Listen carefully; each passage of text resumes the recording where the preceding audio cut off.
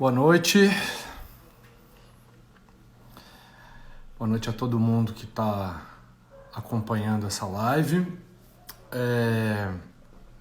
Lembrando que essa live faz parte de um conjunto de ações da PTR, de uma campanha incrível. Essa força dessa campanha, a importância dessa campanha também me fez contornar um certo pudor e uma certa timidez que eu tenho de lives. Então, eu aceitei esse convite também em função do poder que é essa campanha e da importância da gente estar junto também nesse momento. Eu vou colar aqui o negocinho, eu sei que tinha que colar aqui o negócio da campanha, mas não sei como. Eu vi que o Luiz Miranda também não conseguiu ontem. Enfim, não consegui colar, mas vamos falando sobre a campanha. Eu quero convidar também a minha convidada, minha amiga, Júlia Lemertz, que já deve estar por aí. Eu vi que ela já mandou um coraçãozinho. Então, vamos ver como é que faz para aceitá-la. Aqui. Consegui. Se chegue, Julinha. Você está aí? Estamos aguardando Júlia. Oi, amor. Ei, Tudo bom, me amor? aceita, amor. Já eu te aceito sempre, que delícia, né? Também é uma maneira da gente estar junto, é uma mesa do Fiorentina que a gente não consegue fazer Nossa, que sonho. presencialmente, a gente vai fazendo virtualmente, né?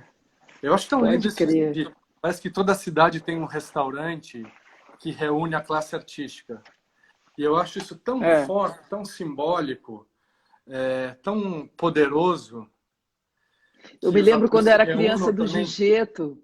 O Gigeto, em São Gigeto. Paulo. Cara, eu era criança, eu ia com a minha mãe, com meu pai. Imagina, eu sentava no colo do Antunes. Eu era Olha que criança, eu gostoso. dormia naquelas cadeirinhas de madeira, assim, chegava uma hora que eu cansava, né? Era tarde da noite. Então eles Claro. faziam, juntavam umas cadeirinhas assim, eu dava uma dormida ali. Curitiba Cara, tem até hoje durante. o Café do Teatro, onde os artistas se reúnem, Sim, né? Pós-espetáculo. Essa reunião dos atores em torno de um prato de comida pós-espetáculo é um símbolo muito forte, muito bonito, né? Uma ritualização bonita. é verdade. Júlia, eu tinha que ter colado um negócio aqui que eu não consegui colar sobre a campanha da PTR. Então, a gente está falando, vamos falar mais sobre essa campanha, Claro. que é tão importante. Eles estão fazendo uma série de ações, arrecadando Sim. dinheiro para poder mandar cartões em parceria com a VR, Com a cartões VR. É, para os nossos colegas, técnicos, atores, cenógrafos, camareiras, que estão passando um momento de dificuldade no meio dessa crise, nessa sim. pandemia. Para ajudar um pouco, mitigar um pouco essa falta, né? Enfim, É, gente que vive do teatro, que vive praticamente exclusivamente do teatro, né? É uma situação bem dura. difícil e E desesperadora, né? é terrível pensar também que antes dessa pandemia acontecer, que nos isolou a todos, nós, como classe artística, já vivíamos uma crise. Sim. Porque Sim. também a gente não pode depositar na pandemia todas as crises do mundo e do país. Né? Dizer, É agora verdade. a A cultura... gente estava já no vértice de uma coisa muito foda acontecendo geral, né? Assim, Sim, eu acho que era, a gente já falava assim sobre isso, né? Sobre a crise de tudo, né? A crise da sociedade, a crise do clima, a crise das artes, do teatro. O teatro, Dona Fernanda fala isso, né? O teatro, como a gente conhece hoje, vai acabar. é. E E a agora parece pandemia que talvez tenha realmente está vindo. acabando. Então, isso é louco, né? Porque de repente o que era uma ideia longínqua, uma coisa que você falava, vai acabar, vai mudar, vai não sei o quê. Agora, de repente, isso se materializou Chegou o momento é, de se confrontar com essa crise. E eu sinto que a gente está vivendo, nós, atores, artistas também de teatro, né? São camadas de crise. Aquela história daquela cebola do T.S. Eliot, né? Que tem muitas camadas. É a sim, crise como humanos, a crise da humanidade, a crise como brasileiros, como cidadãos brasileiros, como artistas e como artistas de teatro. Essa foi uma semana, por exemplo, essa campanha da PTR, ela mostra um profundo senso de comunidade, um profundo senso de classe, de amparar a sua classe, de pensar na sua classe. Algo que a gente viu, por exemplo, que a Regina Duarte não tem nem traço, nem em Não, absoluto, um sentimento de tristemente, comunidade. Eu fiquei vendo aquela nenhuma. entrevista dela, cara, eu chorei, eu tive que tomar remédio para dormir depois. Eu Eu passei 2 dias dediquei uma sessão muito de ruim, análise. assim. Eu fiquei Aquela muito ruim também. página. Eu tive uma sensação física de tristeza e de indignação e, ao mesmo tempo, de falar, meu Deus, é um dos nossos, né? Parece ser assim, né? É uma atriz, né? É uma atriz Sim, enfim, que se relacionou, se relaciona, sei lá, se relacionou, porque agora não sei o que será, mas com a arte, com o teatro, com sets, lugares de trabalho, ela simplesmente se. Eu não sei, é muito triste isso, mas a parte, a Regina, eu acho que assim, o que a PTR está fazendo agora é um movimento muito bonito e forte e que está ecoando, né? Porque se a gente for olhar, a gente tem vários lugares que estão, né, tentando, né? O pessoal de São Paulo com aquela MP tentando sim. fazer com que a cultura seja incluída numa assistência, né? Os trabalhadores da cultura sejam assistidos, porque a cultura gera uma quantidade enorme de bens e de dinheiro para a É uma cadeia economia, né? Uma cadeia enorme de. cadeia produtiva Sim, imensa, que vai do ator ao pipoqueiro da frente do teatro. O teatro como espaço físico também é importante isso que você falou, que para além do respeito às subjetividades, há que ser respeitada, uma classe que tem que ser respeitada pelo seu poder sim, econômico. O seu acesso ao dinheiro público não é uma caridade, é um direito constitucional. Então, assim, fala-se muito, né? Pegou-se muito esse mantra da Lei Rouanet, do acabou a mamata, durante a campanha do Bolsonaro, como se fosse um favor que a cultura tenha acesso ao dinheiro público para trabalhar. E isso é um direito. E é um direito. retorna em Em dinheiro, outros países, a retorna em cultura, patrimônio ela. material e imaterial, né? Sim, não, por exemplo, na Alemanha, quer dizer, você tem o Estado, ele reconhece a cultura como um bem para todos, né? Então, Sim. assim, ela investe na cultura, tem teatros públicos mantidos pelo governo, o dinheiro público é sim investido na cultura, não só no teatro, como no cinema, como, enfim. É uma tristeza, a gente tem que ficar explicando E aí também é legal a gente o falar, alguém óbvio. destacou aqui o nome da Jandira Fegali. A Jandira tem feito um Pô, trabalho Jandira é incrível, incansável, ela tem sido incansável. incansável na defesa da cultura. Ela é realmente uma real representante do setor em Brasília. Barata também, e os membros da PTR têm ido constantemente, tinham, né, quando podiam, ido constantemente a Brasília, fisicamente, pagando as suas passagens do próprio bolso para batalhar Não, se pelas pensar, né, questões do... o que a PTR está oferecendo é praticamente o auxílio que o governo está dando para os trabalhadores, né? Exatamente. Exatamente. Que não estão incluídos, né, também É, nessa emergência, né, nessa é. necessidade. E a gente vai pensando o teatro, para além da produção de subjetividade, desse patrimônio imaterial, né, de uma sociedade, mas também essa semana é uma semana de luto. Fechou o Teatro Abel em Niterói, Fechou o definitivamente. Teatro Aberto Niterói. Eu já fazia tempo que eu não ia lá. Eu sei que alguns produtores até reclamavam do preço do mínimo, das condições de trabalho lá, mas de qualquer maneira é um luto, é um teatro que fecha. Quando um teatro fecha, Os uma teatros cidade vão morre um pouco. fechar. Muitos Mas teatros eu acho estão, que a está gente tendo um tem que movimento também. Hã? parte da luta, eu acho, é porque a gente tem que manter os teatros como edifícios cravados na cidade, mesmo que eles fiquem Sim. fechados por um ano, Sim, até que isso eles se desaparecer. mantenham minimamente. Eles têm que se É, manter, são símbolos concretos arquitetônicos dessa subjetividade. Eu acho que é sempre, eu acho não, é sempre a partir do teatro físico que a polis, que a cidade se estabelece como sistema político consolidado. O Imperator na Zona Norte, quando a gente vê o que os sátiros fizeram na Praça Roosevelt em São Paulo, quanto eles mudaram o entorno da cidade, o que a oficina faz pelo Bexiga. Levanta essa questão da oficina, porque você é minha eterna Rainha Gertrudes. O Hamlet do Zé Celso foi a coisa mais linda que eu já vi na vida, no Era teatro. lindo mesmo. Era E lindo você mesmo. fazia uma rainha deslumbrante, porque tinham dois altares muito fortes ali, que era o altar para Dionísio e o altar para Apolo, e você acendia as velas para o altar da Afrodite, com aquela rainha. Que lindo. Eu acho lindo. Eu falava, gente, como a Júlia frequenta esse altar da Afrodite tão lindamente. Aquele foi um momento extraordinário. Foi a reabertura do Teatro Oficina depois do incêndio. Foi um momento lindo, emblemático e muito esperançoso, assim, né? Porque era uma retomada ali, né? Desse templo do teatro. Daquela catedral, né? Daquele altar, daquele templo que o Zé Celso mantém com e tanta como é dificuldade. incansável, né? O Zé é incansável. Eu acho que assim, o que acontece agora lá, né? Essa volta atrás do que já tinha sido aceito pela secretaria, pela prefeitura, né? de fazer com que o entorno ali virasse mesmo um parque, que revertesse para a população de São Paulo, para o bairro do Bexiga, ia ser seria extraordinário, né? E manteria o teatro no lugar dele de plenitude, né?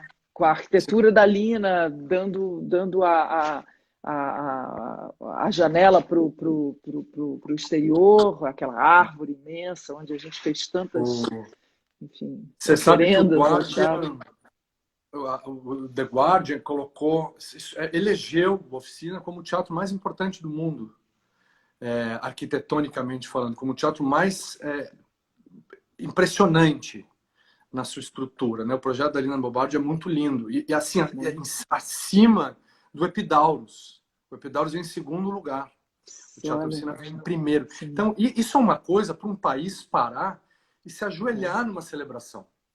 Não para o Zé Celso. Se orgulhar, né? Exatamente. Também para dar uma se vestir de uma... um orgulho absoluto. Sabe? Fala, nossa, temos artistas, porque são, Guilherme, eles são os remanescentes de uma era do teatro que daqui a pouco não vai existir mais. E o que foi construído depois disso, assim, né? O quanto, né? A gente tem aí Felipe Hirsch, né? na ponta de uma lança degladiando ali, fazendo coisas incríveis no Sesc, né? Tendo o Sesc como um grande parceiro de todas as realizações maravilhosas dele, reconhecido no mundo, né? Tá tendo um festival agora em Nova York, ou já teve, não sei. Tá tendo, um festival online, né? Online, que é extraordinário. Assim, mas é louco você falar essa expressão de uma época, porque a gente está perdendo as expressões, né? O mundo está mudando. Eu lembro quando eu fui ver, mudando em N sentidos, mas quando você falou agora de memória, de expressão de uma época, eu lembro quando eu fui ver o Longa Jornada da Noite Adentro, que eu acho que o Naum dirigiu, com a Cleide Diáconis e o Sérgio Brito, e eu fiquei olhando uma hora para a Cleide e fiquei pensando, assim, me emocionei, porque eu fiquei pensando, eu estou vendo a última expressão do TBC. Não que fosse uma interpretação velha, empoeirada, nada disso, mas era um último suspiro em cena do que foi uma estética tebeciana. Era a Cleide com aquela mandíbula um pouco italianada, moldada por esses diretores europeus que fizeram a história do teatro moderno brasileiro também.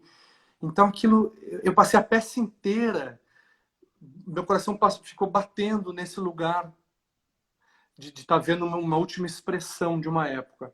O Zé, que é extremamente contemporâneo, talvez seja o Zé na Oficina, o único projeto real de teatro dionisíaco no mundo. Então isso é para além de qualquer esforço, de qualquer coletividade, isso é um fenômeno mundial. Alguém até perguntou, cadê o nosso TBC? TBC é um outro teatro que está lá fudido. TBC, fudido. Agora, eu vou te falar uma coisa, Júlia, não sei se você viu isso, e eu sugiro que todo mundo que está assistindo a live procure isso no YouTube.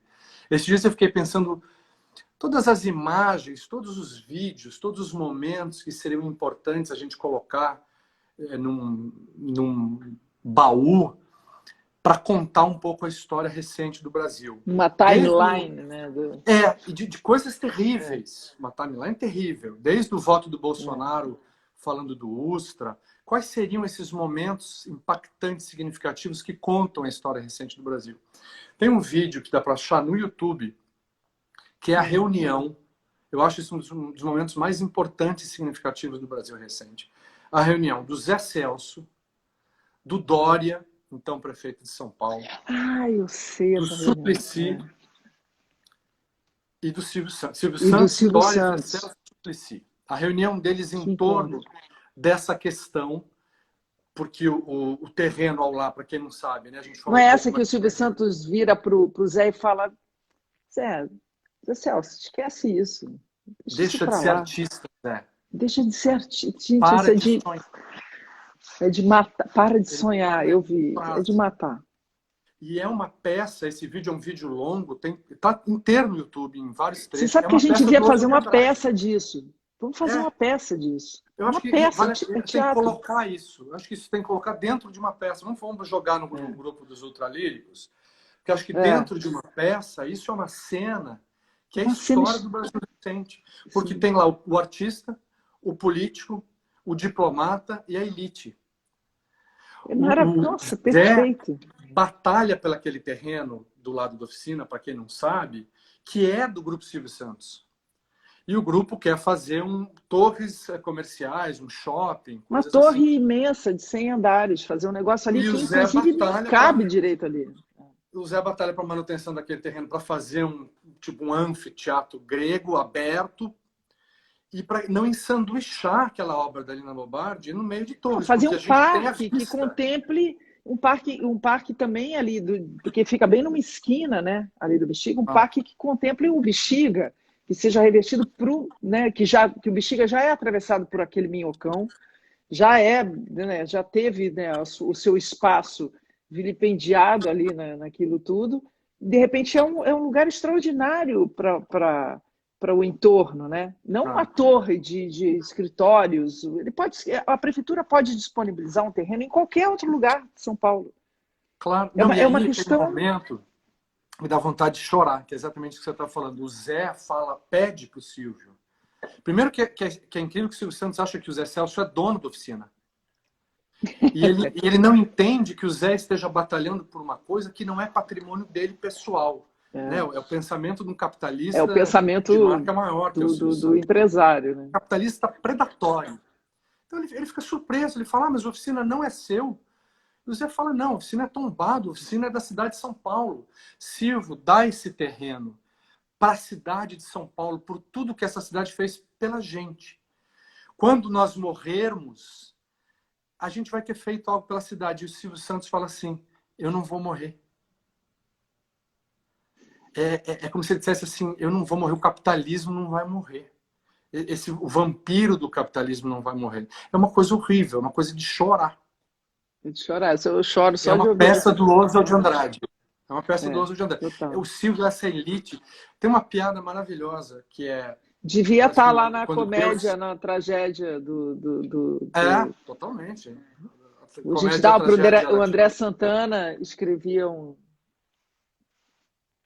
E aí tem uma piada que quando Deus cria o Brasil, um anjo fala, mas esse país que você criou é perfeito, porque você não está colocando terremoto, você não está colocando furacão, você não está colocando nada terrível. E ele fala, espera para você ver a elite que eu vou colocar lá.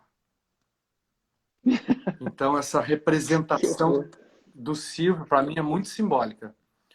E acho que é um momento também dessa crise, dessa pandemia, a gente repensar algumas coisas nesse sentido. Eu fiquei muito feliz de você estar nessa live comigo, porque eu sei que você tem um coração muito bom, que você é uma otimista. E falei assim, ela pode equilibrar a minha total Mas desesperança. eu tô meio quebrado, sabia? Ultimamente está foda. Eu não estou conseguindo. Estou tentando, assim. Eu estou no meio do mato, né? Agora eu tô num sítio aqui longe de tudo, com os filhos, e meu neto e tal. Mas eu não sei, Gui. Eu realmente, o meu otimismo tem me abandonado ultimamente, porque eu acho que a gente vive uma crise, a gente pensando, né, não, saindo do nosso âmbito de trabalho, de criação, de tudo, a gente vive uma crise sem precedentes na humanidade, né? E não tem a ver só com o Covid, a Sim. gente já estava caminhando para isso, né? A gente já estava nesse lugar de empobrecimento, econômico, humano, humanitário, aquecimento global, tudo aquilo que a gente ouve falar há muito tempo, a gente está chegando no ápice disso, porque existe um tempo, né? Parece que é agora, né? 2021, 22, sei lá, é o momento em que chega no lugar que não tem mais volta. A gente já está nesse lugar. E, de repente, a natureza chega e fala assim, não dá, vamos parar. Vocês não têm condições mais de dar um passo além do que vocês estão dando. Esse vírus, ele Adoecemos todos. mimetiza muita coisa, né? Ele reúne muita Adoecemos metáfora. todos, adoeceu o planeta inteiro, adoeceu tudo. Quer dizer, claro, todo mundo fala, quando você fala em Covid e fala dessa coisa do isolamento, tem muita gente que fala, mas já aconteceram pestes piores, que matou muito mais gente. Sim, mas era assim, centralizada num lugar, numa Europa, agora é simplesmente geral, é global, é mundial, é o planeta inteiro. Não pode ficar A gente não traçando pode régua de se tragédia, eximir né? disso. Aquela foi pior, ou essa é pior, aquela nós não estávamos preparados ou não. Não, essa é a presente, né? Essa é a presente. Morreram até agora 250 mil pessoas. Vai morrer mais gente, pessoas morrem. A humanidade morre, ok. Eu fico pensando, Ju, também o quanto... Esse é um exercício de otimismo. Quanto a gente já vai aprender? Eu só acredito em revolução pela educação.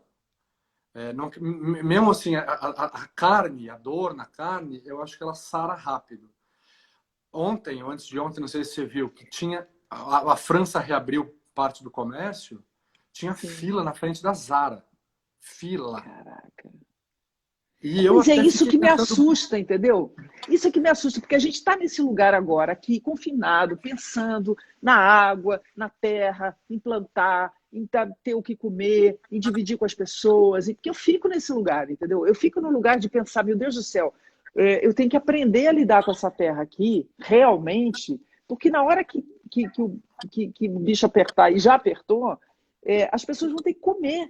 E eu não penso só nos meus, eu penso no entorno, penso na cidade aqui do lado, que tem muita gente que não tem terra para plantar, que não tem como comer, não sei o quê. Então, assim, a gente está tendo uma oportunidade de rever e reaproximar a nossa natureza, que é a natureza da Mãe Terra, realmente, mas não é todo mundo que está na Terra, eu entendo, não é todo mundo que está num sítio, não é isso, mas assim, a gente tem que rever os nossos hábitos, os nossos costumes, comprar coisas que você não precisa, comprar uma quantidade de plástico absurda que não serve para nada, enfim, tem aí uma lista imensa, só que é uma chance que a gente tem agora de parar e aprender se a gente quer mudar isso ou não, porque está todo mundo esperando voltar do confinamento para ir na Zara. Não, entendeu? Tá todo mundo esperando. Eu fiquei estarrecido. Então, se for isso, na conta de uma se for saudade. Isso, não tem otimismo que dê conta. Não tem otimismo que dê conta, porque na conta de uma saudade assim, a saudade de como era o mundo, que saudade de comprar uma blusinha, que saudade de comprar uma bofinha.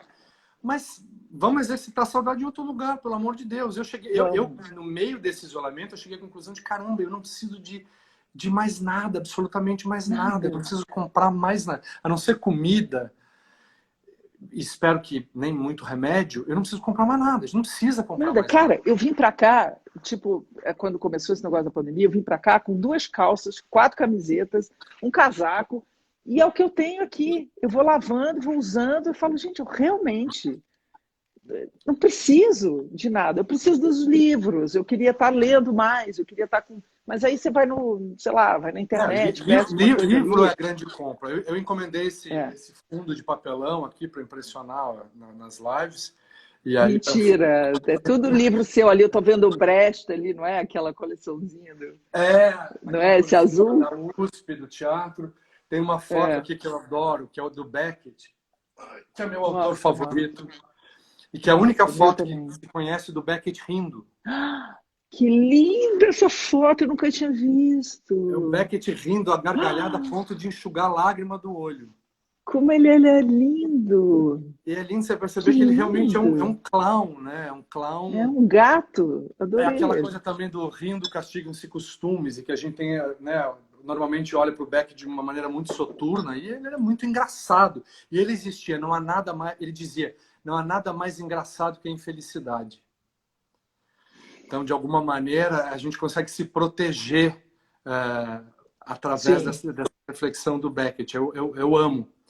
Agora, há também que se aprender, para além também de todo esse lugar que é mais amplo do nosso comportamento como humanidade, descer uma camada na cebola e a gente entender e aprender e lutar por determinadas situações políticas mesmo. Quando a gente vê essa ajuda mínima dos R$ 600, que foi uma pressão da esquerda, porque ela anteriormente era de R$ 200, é eram uma mentira, tá? 200. Quando o Bolsonaro É, fala, junto com o Paulo Guedes, que nós estamos dando 600, inicialmente era 200, sim, eu realmente foi lembro. a pressão, né, das figuras de esquerda nos poderes que pressionaram para isso. Essa campanha da PTR, né, da qual essa live faz parte, que é para Tem o assessorar, Mater ajudar, também, que está fazendo também uma ajuda mata, bacana para a periferia do Rio de sim, as Janeiro, para os cestas artistas e básicas, todos esses técnicos. coletivos, né? E nas cestas básicas estão incluindo livros também, que eu achei Ah, bem isso, eu bonito. vi Assim, também isso no Uruguai, eles fizeram isso. é, Incluir um livro dentro da exatamente. cesta básica como artigo de primeira necessidade. Isso é de uma É. beleza atroz. Agora também, por exemplo, eu tenho pensado muito, estudado até um pouco o tema, que é o tema da renda mínima do Suplicy, que é um projeto que o Suplicy trabalha há 30 anos, Eu lembro que já disso. deu É. frutos, a própria cesta, a própria... Ai, Salário mínimo? Não. hã? Salário mínimo? Não. O quê? Não, não. Enfim, são projetos subjacentes a esse projeto inicial. O imposto negativo.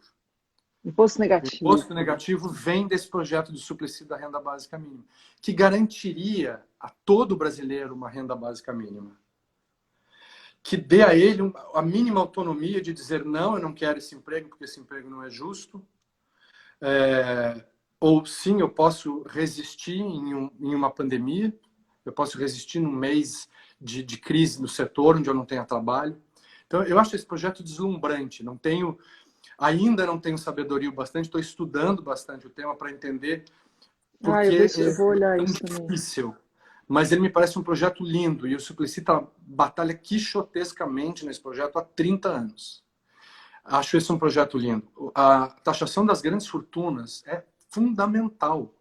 Meu É um Deus do céu. projeto que tem que ser Não, e falado vamos falar mais aqui, urgentemente. vamos falar aqui desse projeto incrível que o Caco Ciocler botou na roda, que é Sim, a lista Fortes Brasil, você doando os grandes empresários, o pessoal que ganhou muito dinheiro e que tudo começou porque o Caco, no início dessa crise do Covid e tudo, e tentando ajudar, de que modo ajudar, então ele viu a lista Fortes, a Forbes, lista Forbes. a lista Forbes, quem ganhou, lucrou mais no ano de 2019, e que, aquelas empresas que tiveram bilhões de lucro e tal, ele pensou, poxa, se a gente convida essas pessoas nesse momento de crise para ajudar o país, para ajudar quem realmente está necessitado, doar 1% do seu lucro líquido. Isso quer dizer, lucro líquido, né? Quer dizer, o que sobrou da sobra, né? O que ficou para ele e para o bolso. Tudo bem, o cara trabalhou, teve ideias geniais, fez coisas incríveis, teve todo o direito de ter o lucro dele para ele. Mas, assim, isso assim, é completamente diferente de taxar fortunas, é, isso é outra parada. Claro. Mas eu digo, esse caminho para a divisão mínima de um lucro que vai reverter para os seus trabalhadores, porque são eles que estão parados em casa sem, sem poder trabalhar e passando fome, passando necessidade, né? É o trabalhador Então que fez foi a um negócio limpeza. super bem organizado que está rolando e que Sim. tá revertendo, assim, que tem uma lista de pessoas e a pessoa doa esse 1% e escolhe para onde quer doar, para qual instituição, para qual grupo, para qual Ah, comunidade. é um É trabalho a maravilhoso. lista Fortes Brasil é um trabalho, é uma coisa linda, assim, foi uma coisa boa de um certo respiro na pandemia. Mas tem muitos, né? A quantidade de coletivos, lá o 342 da Paulinha, a gente tem. Também, assim, para além da pandemia, já há muito tempo são muitos incêndios que todo mundo tem que apagar, que classes têm que apagar, né? Mesmo hoje, a própria oficina que a gente falou tanto hoje, tem uma campanha lá do Ingresso Solidário para poder manter o Teatro Companhia. A Cinemateca Brasileira em São Paulo está destruída. Hoje começou a circular uma carta das pessoas da classe do audiovisual que eu acabei de assinar, que é para um socorro para a Cinemateca. Teve incêndio, teve enchente, perderam-se rolas de filmes inestimáveis. O exercício da memória é um exercício que a gente há muito tempo precisa melhorar no país. É esse exercício que a Regina também não fez nas suas homenagens como secretária de Cultura aos mortos fundamentais da A cultura memória brasileira. dela é bem comprometida, né? Ela Ela não tem tem problemas memória, né? cognitivos, né? É, Ela tem problema cognitivo, mas então não é. assuma o cargo que assumiu.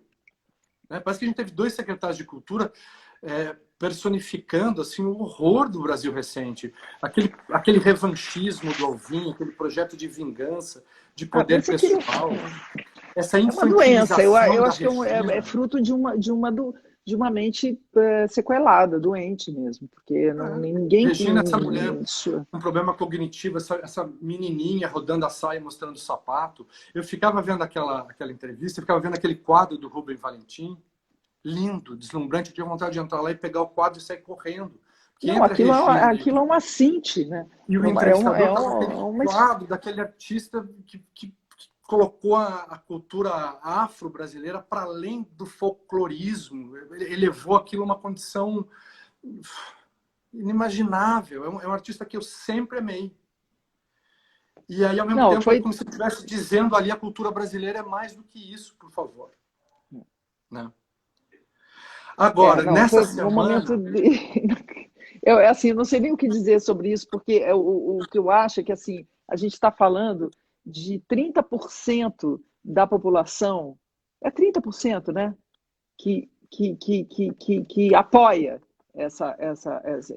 esse governo. Né? Eu, hoje eu, sim. hoje sim, né? 30. Tudo bem que foram, sei lá, 49 mil pessoas que votaram, 48, sei lá quantos que votaram nele, por N razões. Muito menos por achar que seria um governo incrível e mais contra os outros Sim. governos. Mas nós somos 70%. Cadê esse 70%? Tem que prevalecer. De Eu não algum sei se nós lugar. somos 70, Júlia. Eu não sei se nós Não somos somos 70. 70, não somos 70, mas somos 70 que não Porque apoiamos esse governo. 30% apoia incondicionalmente. Mas, para além do apoio incondicional, tem o voto. Tem quem apoia porque acha que não sei Não, o tem quem quê. se exime. Eu acho que o pior de tudo é quem se exime. É quem fala, não, para mim tanto faz, foda-se, não gosto de política, não sou político, não acho que todo mundo é farinha do mesmo saco. Enfim, tem toda essa Quem não discussão que eu apoia acho. porque é racista, quem não apoia, não apoia o governo, mas votou porque é racista, porque é homofóbico, porque é misógino. Que pior que o Bolsonaro é o bolsonarismo. Sim, sem dúvida Muito pior. nenhuma. E assim, abro meu coração para todos os arrependidos, faço essa santificação do meu coração, mas eu acho importante, eu tenho alguns bolsonaristas de estimação, como disse a Eu tenho Nanda também. no artigo da Folha. É.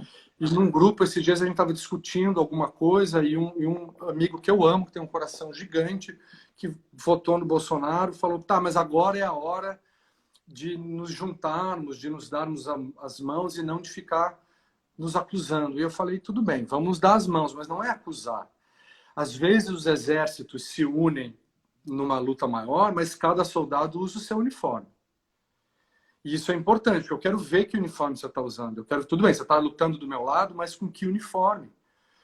Porque não é te responsabilizar, mas te nominar é uma ferramenta de memória.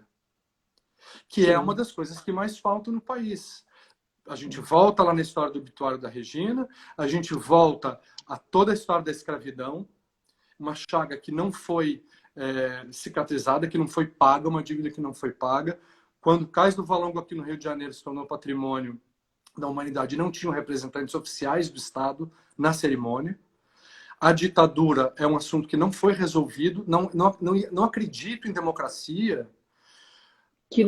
Enquanto existe a possibilidade de um cara entrar numa padaria para tomar um café e dar de cara com o assassino do seu pai, com o torturador da sua mãe, e saber que esse cara não sofreu nenhuma sanção do Estado.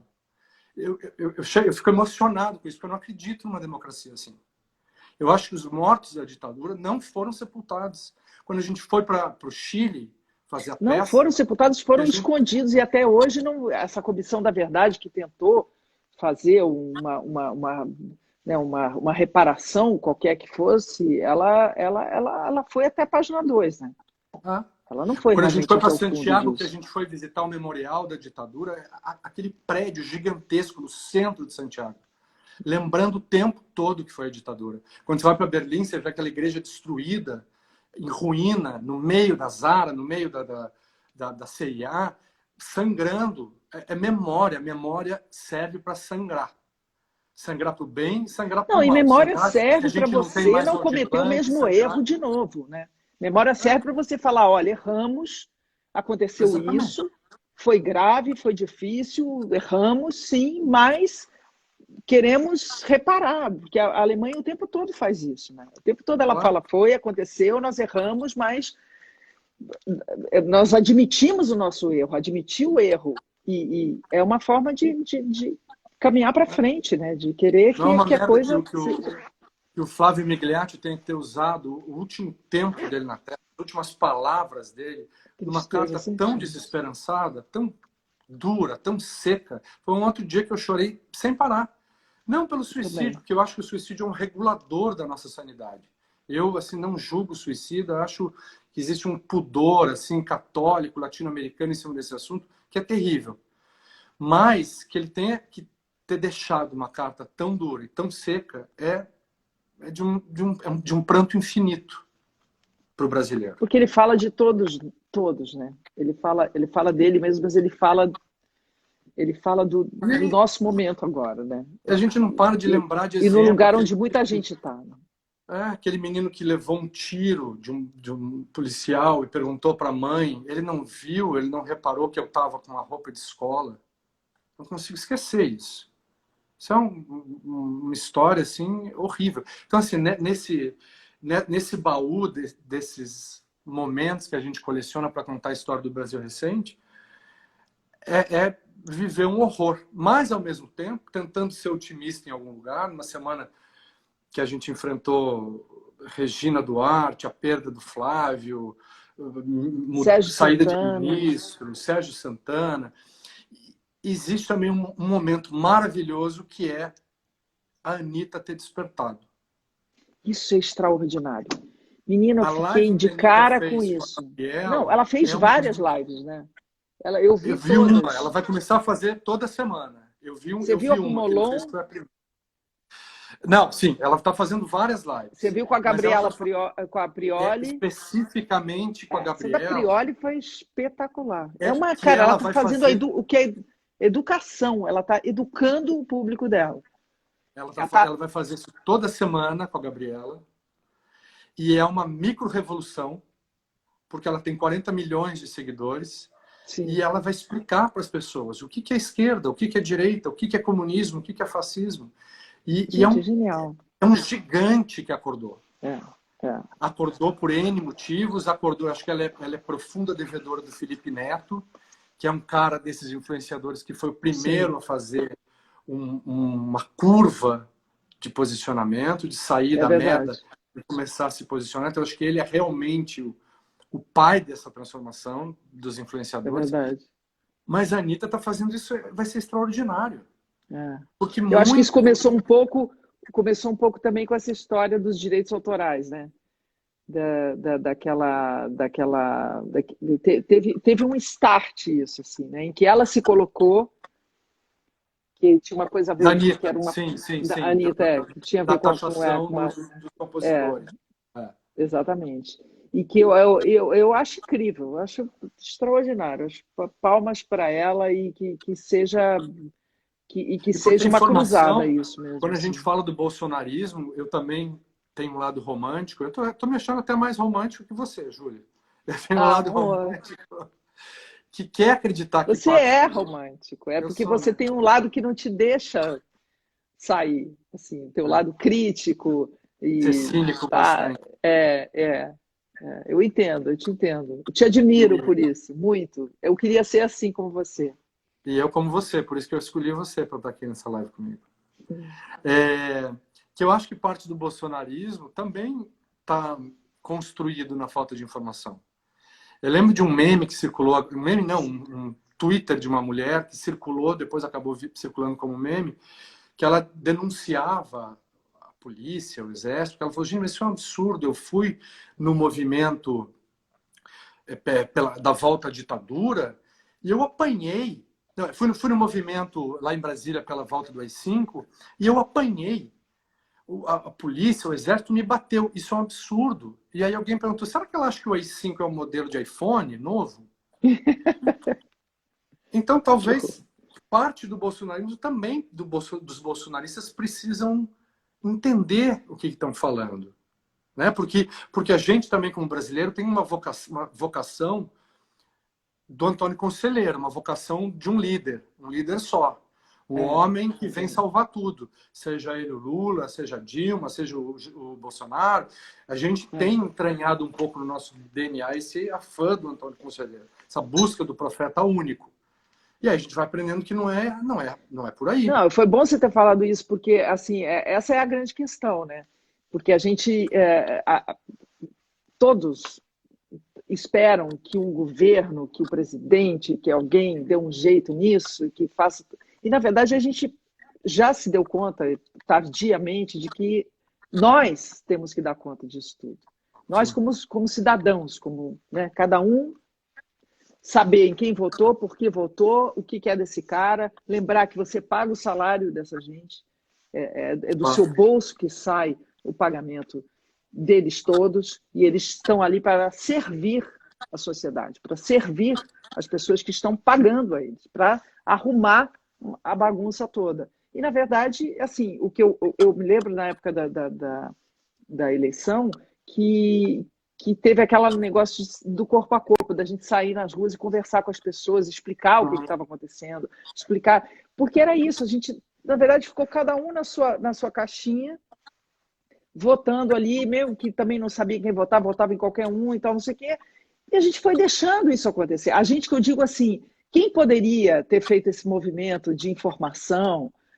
Eu não sei, eu fico achando que a gente tinha que ter se mexido mais, sabe? Todos, assim, trocado Mas informações. A sensação que eu tenho é que fica todo mundo segmentado na sua caixinha, na sua casinha, na sua sociedade, na sua facilidade como é um conceito elite, entendeu? Porque difícil. a elite quer isso mesmo, né? A elite quer continuar sendo elite, quer continuar pegando seu avião sem ter que passar o perrengue de um aeroporto cheio e Não, a de gente tem que fazer gente pegando tem muita meia-culpa. Né? A gente tem toda muita. essa meia-culpa política, tem também toda uma meia-culpa artística, por exemplo, a gente fala em teatro, né? Porque esse assunto político é incontornável para a gente hoje. Mas quando a gente fala de teatro, Vamos tem uma voltar para o tendência teatro. de olhar para o teatro. Não, mas politicamente falando nesse sentido, a gente olha para o teatro como um genérico. E quantos teatros formam o teatro? Eu acho, por exemplo, a gente se afastou demais do teatro das periferias. Eu vi que a Debbie Bloch está aqui na live. A gente foi fazer a peça em Belo Horizonte. Uma peça linda que a gente fazia, chamada Antes que a Definitiva Noite se espalhe em Latinoamérica. Que foi Eu vi essa peça. primeira peça que estreou logo depois que o Bolsonaro se elegeu. Ganhou. que era uma conclamação para dramaturgos latino-americanos escreverem sobre o papel do artista no Brasil hoje, o lugar do Brasil, do artista no Brasil hoje. A gente foi fazer a peça em Belo Horizonte, no dia que o Lula saiu da prisão. Era um teatro lotado, lindo. Todo mundo gritou Lula livre no final. E a gente ficou se perguntando um pouco o que a gente estava fazendo ali. Tinha o lugar da celebração entre os seus pares, mas a sensação que a gente tinha que estar fazendo a peça num outro lugar. Quando eu vejo assim, as lonas culturais cariocas destruídas e que a gente não conseguiu chegar a essas lonas, que a gente não está dialogando com o teatro do subúrbio, da periferia. E também é tudo tão complexo, porque o Estado deveria também se preocupar e nos possibilitar chegar lá, porque sempre cai tudo isso que eu ia falar, porque artista. Exatamente, porque teve épocas que a gente fazia Teatro São Paulo, que depois de ter cumprido a temporada no Teatro da Cidade, você pegava o seu espetáculo e ia para os céus, e ia para a periferia, rodava aquilo ali. Né? A gente, eu acho que a prefeitura tem, os céus são teatros que foram feitos na época do governo da Marta, se eu não me engano, e depois, subsequentemente, não era Haddad, é do outro, esqueci o nome dele, do que veio depois da Marta, eu acho. Tinham dois Kassab. E tinham teatros na periferia desses céus feitos, tinha uma parte que eram auditórios pequenos, mas tinha uma outra parte que acho que eram os da Marta, que eram feitos pelo Serrone. São teatros incríveis. E assim, a gente está falando da gente levando o teatro para a periferia, mas a gente está esquecendo dos grupos da periferia. Né? É disso que você está falando, né? Também disso. E desse intercâmbio, que parece que realmente é uma cidade partida, é apartado. Ninguém se comunica, né? Ninguém se... Os fomentos e os incentivos fiscais poucos que acontecem para o teatro, esse direcionamento para a periferia tem que partir do Estado, tem que partir também de uma política pública para... Porque às vezes eu tenho a sensação, quando você mexe com editais, e mesmo com a própria Lei Rouanet, são tantas contrapartidas que a gente acaba tendo que dar. Isso eu estou falando, eu sei que eu vou soar elitista. Mas assim, ok, você tem que fazer a peça, e aí você tem que apresentar a peça em tantos lugares, você tem que trazer tantos ônibus, não sei o quê. E ao mesmo tempo eu penso, gente, é como se não bastasse fazer a obra. Você tem que dar conta de um entorno social que é obrigação do Estado, ou que deveria ser obrigação do Estado. Mas isso sou elitista. Eu também estou fazendo um meia-culpa elitista, porque eu acho que eu ocupei um teatro elitista durante muito tempo, um espaço no teatro elitista. Eu acho que é necessário também um esforço ocupamos nosso ainda, sangue, carne e ossos para dialogar, para trazer o teatro da periferia para o centro também. Não é só nós do centro irmos para a periferia. Irmos até lá, exatamente. Mas aí que tá, isso tem também que não adianta você ficar apartando. Não, mas isso tem que ter não adianta você ficar apartando um direcionamento. E visitar. Eu sinto só uma coisa, parece que a gente vai visitar a periferia como um ato um paternalista. Sim. E aí isso nunca... Olha como a gente está sendo legal, né? Periferia nunca cai. Nunca cai. E eu tenho medo, a gente tem que falar um pouco também do que será esse teatro pós-pandemia, pós-crise. Eu tenho medo que o teatro fique, por um lado, cada vez mais elitista. Anunciaram um cinema drive-in na Cidade das Artes, que o ingresso custa R$170. E você tem que ter um carro para ir.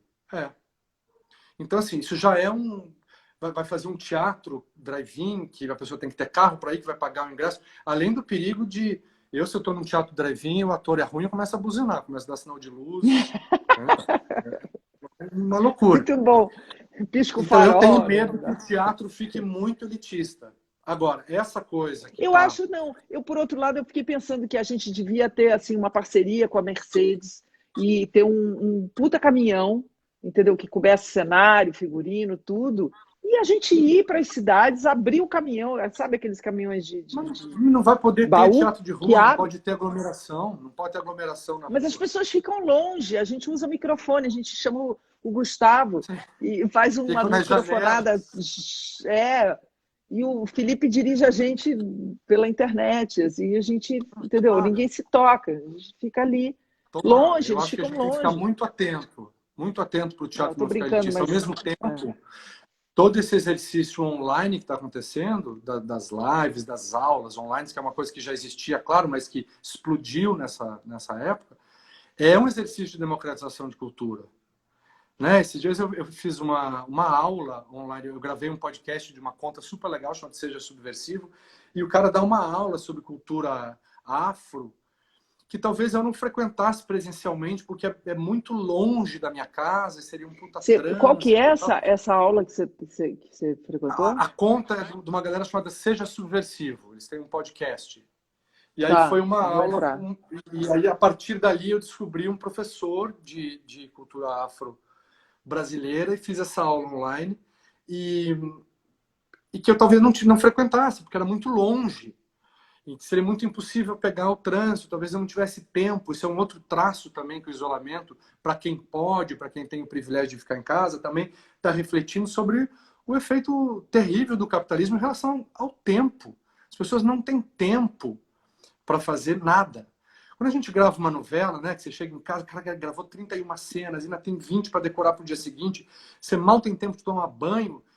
Aí você pensa que tá, aquilo na nossa realidade são 9 meses, mas a maioria das pessoas, essa é a única realidade. Então, que horas a pessoa vai fazer um curso de línguas para tentar melhorar um pouco a sua própria condição financeira? Não vai, Não não vai, vai não vai. fazer. Não vai Então, passar também, 4 horas no transporte a relação público. do tempo com o dinheiro é uma relação que aflora muito forte nessa época de isolamento. Que o tempo vale ouro e que o capitalismo pulsa na pulsão de morte, na pulsão da Alguém destruição. falou aqui, Guilherme, faltam 10 minutos. Tá, eu até botei o despertador para 5, porque eu sei que a gente tem que encerrar na Tá. hora certa.